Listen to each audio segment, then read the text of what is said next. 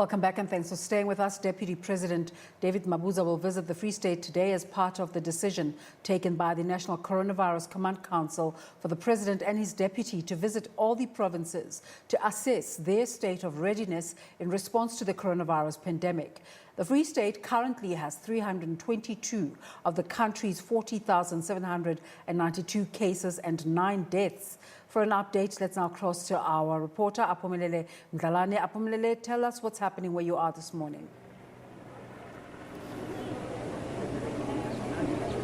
Good morning, Desiree, and also to the viewers at home. We are currently at Central University of Technology here in Bloemfontein. The Deputy President, David Mabuza, has arrived and now is in a political briefing, and therefore then they will move to be talking to the media. Just of course, we know that the visit follows the country moving to level 3. They want to check, of course, the state of residents as a response made by the National Command Council team of coronavirus. We will be, of course, touring around Bloemfontein just to make the viewers, just to remind the viewers, of course, we know that in the Free State, Bloemfontein remains the epicenter of this virus. Just with me right now, I'm joined by the Free State Health HOD, Dr. David Motau, just to give us an introduction of what to be expecting today. The Deputy President is around, Doctor, and we know that there's going to be so much activity, being Bloemfontein being the epicenter of this coronavirus. Yeah, thank you very much, and let me thank this opportunity and greet the viewers at home. The Deputy President is indeed here today. You remember that the President has directed that all the Deputy President and all his ministers must start with immediate effect visiting provinces just to check the readiness in terms of what is going to happen during the second wave. Now he's here today.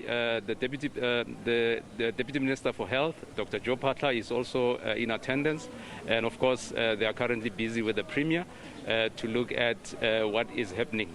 Now the main purpose for that is that the province, immediately after the COVID virus started being declared as a disaster, the province then developed a plan, which we call a provincial responsive plan, where governance, the inclusive health response plan, as well as provision of water and sanitation, food and shelter, but also one important leg of making sure that we enforce the measures that are put in place was developed. And this is what we're going to be presenting to the Deputy President for him to satisfy himself that indeed the Free State Province is on track. Doctor, I suppose our isolation centers, Aphumelele University, is one of the places where you will be visiting. Are we ready? Do we have enough beds even there? We do have enough beds at Aphumelele, but let me correct, we will be visiting Universitas Academic Hospital. Aphumelele Hospital is a dedicated center for COVID Center of Excellence. And therefore, we do have beds there that are ready and able to can take care of our patients. In fact, we've already admitted quite a number of patients there. We've also admitted a number of patients at Universitas.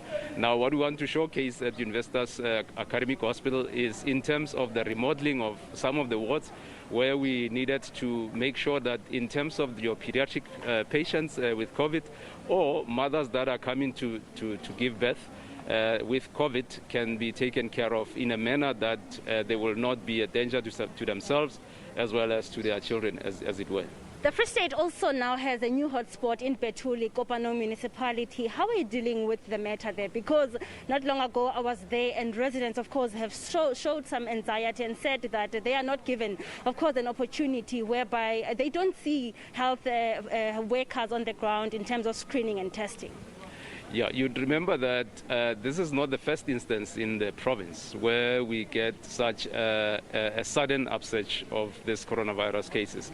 We started with an incidence of a church which fled into other churches, and it was a serious concern for us. We dealt with that, we closed it off, and we are happy with that. That is why today Mangaung has become the epicenter. Now, the second one that we are worried about is Betuli, as we have correctly said. The number of cases are increasing there. It started off with one case. and then the rest is history. So what we've done as a department, we then deployed our officials. We deployed the doctors that that came from Cuba. We also deployed the army, and I can promise you now that I'm confident that even the situation in Bethuli is going to be contained. The only biggest challenge that I have about Bethuli is that it's a rural town, very small, about 7,000 people there. Now, if you get one case, it will spread very quickly because you have a situation where there's one supermarket, there's one, probably an area where people congregate to go and buy their food and all that. So that's where you then get a situation that looks more or less like the Cape Town situation, where your supermarkets were a source of concern, where infections actually came out of. Now, we have sent this team. Yesterday, I was in communication with the district manager and the doctor who's responsible for the area and the project, because we projectize this kind of events in the province, in my department. So I told them today I need to have every single contact to the lowest level being accounted for. And once we've done that, we'll then take measures of where do we quarantine them, where do we isolate them, as it were. Thank you. Given your response, we would say the Free State is ready to flatten the curve. Readiness is quite a broad term. When we say we are ready, we should be ready in terms of firstly identifying and containing the cases. And secondly, we should be able to account for all those cases and be able to account for the contacts. And then we can then be able to say we are able to quarantine those cases, which facilities we have. We are able to do that.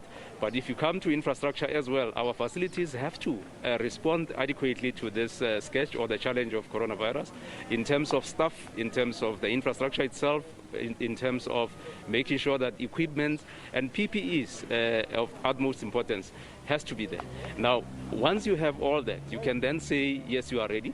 And yes, we can confirm now that, yes, we are ready. Remember, we are working on the modeling that has been done out there for the National Department of Health, which dictates that by the 1st of July, we should be able to cater for a certain number of patients, non-ICU beds, and then by the 1st of August, the numbers will be going up. This is the time where it is predicted that you will have the second wave, and we have to make sure that all our facilities are ready to can respond to those kind of cases. We are also looking at the Bloemfontein showgrounds to make sure that we create our field facilities there, and this is what we're going to share with the Deputy President.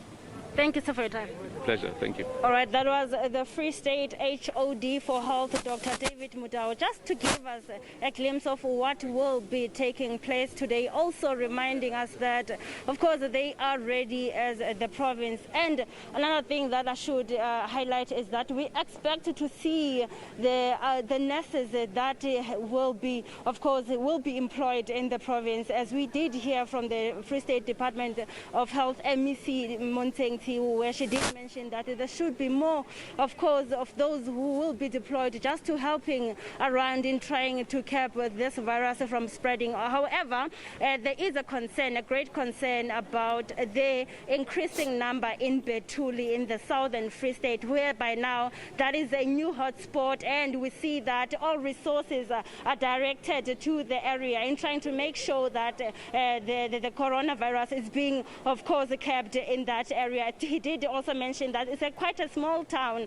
That's why there is a great concern. However, the health workers have been deployed in that area, and also the Cuban doctors are trying to help in that area, because we have now more than 50 cases in that area, which is, of course, a great concern. We will give you more of today's highlights as we just waiting for the Deputy President in a political briefing, and then later on we'll be going to one of the isolation areas here in Bloemfontein, which is Universitas Hospital, just to check the state of readiness, whether it is, of course, ready to welcome those who will be having infections and have to be, of course, isolated in that area. Thank you so much for that update. We're going to take a break, but remember that question we're asking you: what difference can the President's visit to the Western Cape make in terms of the COVID-19 outbreak statistics coming out from that province? Let us know at the agenda_SABC.